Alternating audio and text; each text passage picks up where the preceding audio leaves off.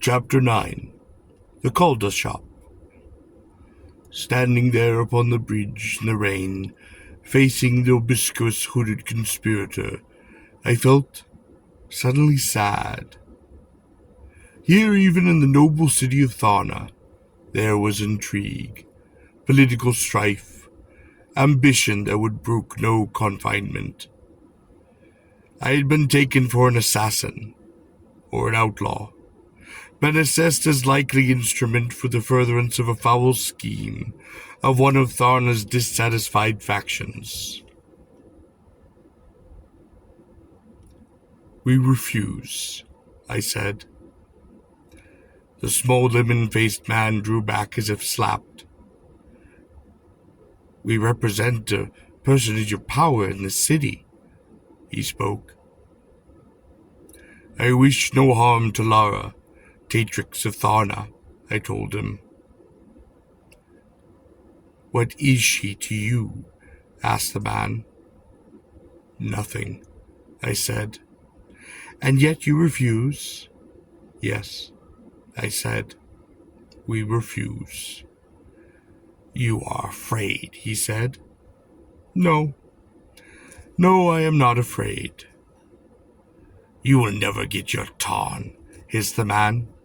He turned upon his heel, and still clinging to the railing upon the bridge, scurried to the threshold of the cylinder. His comrade before him. At the threshold he called back. "You will never leave the walls of Tharna alive," he said. "Be it so. We will not do your bidding," I spoke. The slight gray-robed figure, almost as insubstantial as the mist itself, appeared ready to leave. Suddenly he hesitated. He appeared to waver for a moment. Then he briefly conferred with his companion. They seemed to reach an agreement. Cautiously his companion remained behind. He edged out into the bridge again. "We spoke hastily," he said. "No danger will come to you in Tharna. We are hard-working and honest folk." "I am pleased to hear that," I said. Then, to my surprise, he pressed a small, heavy leather sack of coins into my hand. He smiled up at me, a twisted grin visible through the obscuring folds of the gray robe. "Welcome to Tharna," he said, and fled across the bridge and into the cylinder. "Come back," I cried, holding the bag of coins out to him. "Come back." But he was gone. At least this night, this rainy night, I would not sleep again in the fields. For thanks to the puzzling gift of the hooded conspirator, I had the means to purchase lodging.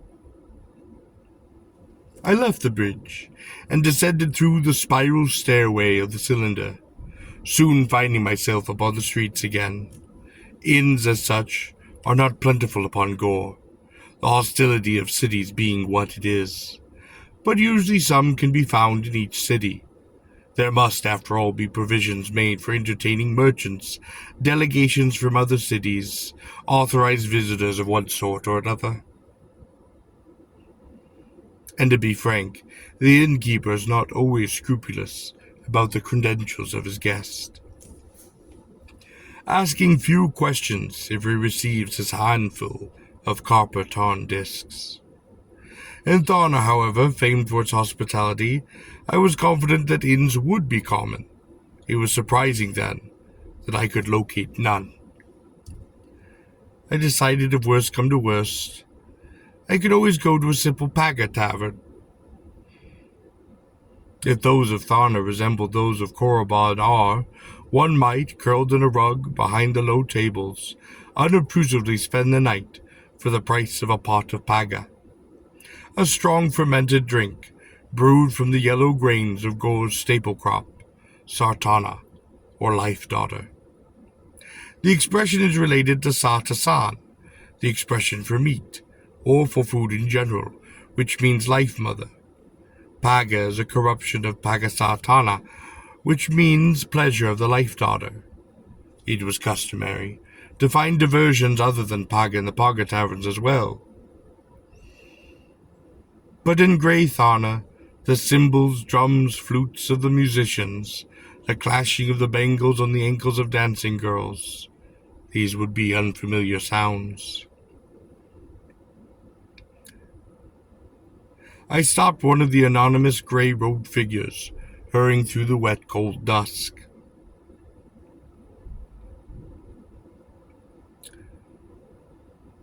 "Where can I find an inn?" I asked.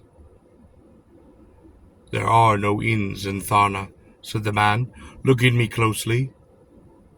"You are a stranger," he said. "A weary traveler who seeks lodging." "Flee, stranger," said he. "I am welcome in Tharna," I said. "No, leave while you have time," he said, looking about to see if anyone is listening. "Are there no Paga taverns? Where can I find rest?" "There are no Paga taverns in Tharna," said the man. I thought with a trace of amusement. "Where can I spend the night?" I asked. "You can spend it beyond the walls in the fields," he said. "Or you can spend it in the palace of the Tatrix." "It sounds to me as though the palace of the Tatrix were more comfortable," I said. The man laughed bitterly at me. "How many hours, warrior, have you been within the walls of Tharna?" "At the 6th hour I came to Tharna," he said. "Ah, then it is already too late," said the man, with a trace of sorrow. "For you have been within the walls for more than 10 hours. "What do you mean?" I asked. "Welcome to Tharna," said the man, and disappeared into the dusk. I had been disturbed by this conversation, and without really intending it, began to walk to the walls. I stood before the great gate of Tharna. 2 giant beams that barred it were in place, beams that could only be moved by a team of broad Thalorians, draft lizards of Gor, or by a few hundred slaves. The gates, bound with their bands of steel, studded with brass plates, dull in the mist. The old black wood loomed over me in the dusk. It was closed. "Welcome to Tharna," said a guard leaning upon his spear in the shadows of the gate. "Thank you, warrior," I said, and I turned my back to go back into the city. Behind me I heard him laugh, much the same bitter laugh that I had heard from the citizen. In wandering through the streets, I came at last to a squat portal in the wall of a cylinder. Upon each side of the door, a small niche shelter for the drizzle, there sputtered the yellow flame of a small Thalarian oil lamp. By this flickering light I could read the faded lettering upon the door. "Kal Da sold here." Kal Da is a hot drink. It is almost scalding. It is made of diluted Kal Da wine, mixed with citrus juices and stinging spices. I do not care much for this mouth-burning concoction, but it is popular with many of the lower castes, preferably those who perform strenuous manual labor. I expected its popularity was due more to its capacity to warm a man than to stick to his ribs, and to its cheapness, a poor grade of Kulna wine being used in its brewing. But I reasoned upon this night of all nights, this cold, depressing, wet night, a cup of Kulda might go well indeed. Moreover, where there was Kulda, there should be bread, or meat. I thought of the yellow Gorean bread, baked in the shape of a round flat loaf, fresh and hot. My mouth watered for a tobak steak, perhaps if I were lucky a slice of roast tarsk, the formidable 6-tusked wild boar. I smiled to myself, and felt the sack of cold coins within my pocket. I bent down and I pushed the door open. I descended 3 steps and found myself in a warm, dimly lit, low-ceilinged room, cluttered with the low tables common upon Kar, around which huddled groups of 5 or 6 of the grey-robed men of Tharna. The murmur of conversation ceased as I entered. The men sitting at the tables regarded me. There seemed to be no warriors in the room, and none of the men appeared to be armed. I must have seemed strange to them. A scarlet-clad warrior, bearing weapons, suddenly entering. A man from another city, unexpectedly within their midst. "What is your business?" asked the proprietor of the place. A small, thin, bald-headed man, wearing a short-sleeved gray tunic and a slick black apron. He did not approach. He remained behind his wooden counter, slowly, deliberately wiping the puddles of split Kalda from the stained surface. "I am passing through Tharna," I said. "I would like to purchase a tarn to continue my journey. Tonight I desire food and lodging." "This is not a place for the high caste," said the man. I looked about at the men in the room, into the dejected, haggard faces. In the light it was difficult to determine their castes, for they all wore the grey robes of Tharna, and only a small band of colour upon their shoulder indicated their station in the social fabric. What struck me most about them was nothing to do with caste, but rather their lack of spirit. I did not know if they were weak, or if they merely thought poorly of themselves, for they seemed to be me without energy, without pride, to be flat, dry, crushed men. Men without any self-respect. "You are of the high caste of warriors," said the proprietor. "It is not proper that you should remain here." I did not much care for the prospect of emerging again into that cold, rainy night, of tramping once more through the streets, miserable and chilled to the bone, looking for a place to eat and sleep. I took a coin from the leather sack and threw it at the proprietor. He snatched it expertly from the air, like a skeptical cormorant. He examined the coin. It was silver, a bit against the metal, the muscles in his jaw bulging upon the lamplight. A trace of avarice pleasure appeared at his eyes. I knew he would not care to return it. "What caste is it?" I demanded. The proprietor smiled. "Money has no caste," he said. "Then bring me food and drink." I went to an obscure, deserted table near the back of the room, where I could face the door. I leaned my shield and my spear against the wall, and set my helmet beside the table. I unslung my sword belt, laying the weapon across the table before me, and prepared to wait. I had hardly settled myself behind the table when the proprietor had placed a large, fat pot of steaming Kalda before me. It almost burned my hands to lift the pot, and I took a long, burning swig of the brew, and though on another occasion I might have thought it foul, tonight it sang through my body like the bubbling fire it was, a sizzling, brutal irritant that tasted so bad and yet charmed me so much, I had to laugh. And laugh I did. The men of Tharna who were crowded in the place looked upon me as though I might be mad. Disbelief, lack of comprehension was written upon their faces. This man had laughed. I wondered if men laughed often in Tharna. Tharna was a dreary place, but the Kalda had already made it appear somewhat more promising. "Talk, laugh," I said to the men of Tharna, who had said not a word as my interests. I glared at them and took another long swig of the Kalda. I shook my head to throw the swirling fire from eyes and brain. I seized my spear from the wall and pounded it upon the table. If you cannot talk, I said, if you cannot laugh, sing. They were convinced they were in the presence of one demented. It was, I suppose, the Kal Da. But I like to think, too, it was just impatience with the males of Tharna, the intemperate expression of my exasperation with their grey, dismal place, the gloom, solemn, listless inhabitants.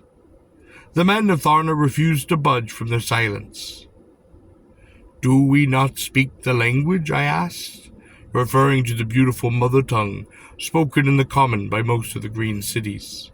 Is language not yours? I demanded. It is, mumbled one of the men.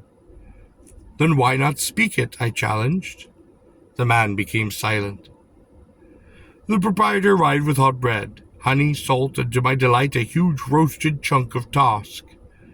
I crammed my mouth with food, washing it down with another thundering draught of Kal Da. Proprietor, I cried, pounding upon the table with my spear. Yes, warrior, cried he back. Where are pleasure slaves? I demanded. The proprietor seemed stunned. I would see a woman dance, I said. The men of Tharna all seemed horrified. One whispered, There are no pleasure slaves in Tharna. Alas, I cried, not a bangle in all of Tharna. 2 or 3 of the men laughed. At last I had finally touched them. Those creatures that float in the street behind masks of silver, I asked, are they even truly women? Truly, said one of the men, restraining a laugh. I doubt it, I cried. Shall I fetch one to see if she will dance for us? At this the men laughed. I pretended to rise to my feet, and the proprietor, his face with horror, shoved me back down, and rushed for more Kal Da. His strategy was to pour as much Kal Da down my throat that I would be able to do anything but roll under the table and sleep. Some of the men crowded around the table now. Where are you from? One asked. I have lived all my life in Tharna, I told them. There was a great roar of laughter. Soon, pounding the time on the table with the butt of my spear, I was leading a raucous round of songs, mostly wild drinking songs, a few warrior songs, songs of the encampment, songs of the march. But too, I taught them songs I had learned in the caravan of Mintar the merchant, so long ago, when I had first loved Talina, songs of love, songs of loneliness, of the beauties of one's cities, and of the fields of Gor. The Kal Da flowed free that night, and thrice the oil in the hanging Tharlian lamps needed to be renewed by the sweating, joyful proprietor of the Kal Da Shop. Men from the streets, dumbfounded by the sounds which came from within, pressed through the squat door, and soon had joined in. A few warriors entered too, and instead of attempting to restore order, had taken off their helmets, filled them with Kal Da, and sat cross-legged with us, to sing and drink their fill. The lights of the Tharian lamps had finally flickered and gone out, and the chill light of dawn at last bleakly illuminated the room. Many of the men left. More perhaps had fallen upon the tables, or lay along the sides of the room. Even the proprietor slept, his head across his folded arms upon the counter, behind which stood the great Kal Da brewing pots, at last empty and gone cold. I rubbed the sleep from my eyes, and there was a hand upon my shoulder. Wake up, demanded a voice. He's the one, said another. I seemed to remember. I struggled to my feet, and countered into the small, lemon-faced conspirator. We've been looking for you, said the other voice, which I now saw belonged to a burly guardsman of Tharna. Behind him, in their blue helmets, stood 3 others. He's the thief, said the lemon-faced man, pointing to me. His hand darted to the table where the bag of coins lay, half spilled out in the dried puddles of Kal Da. These are my coins, said the conspirator. My name is stitched into the leather of the sack. He shoved the sack under the nose of the guardsman. Ost, read the guardsman. It was also the name of a species of tiny, brightly orange reptile, a most venomous one upon Gor. I am not a thief. He gave me the coins. He is lying, said Ost. No, I said. You are under arrest, spoke the guardsman. In whose name am I arrested? I demanded. In the name of Lara, said the man, Tatrix of Tharna.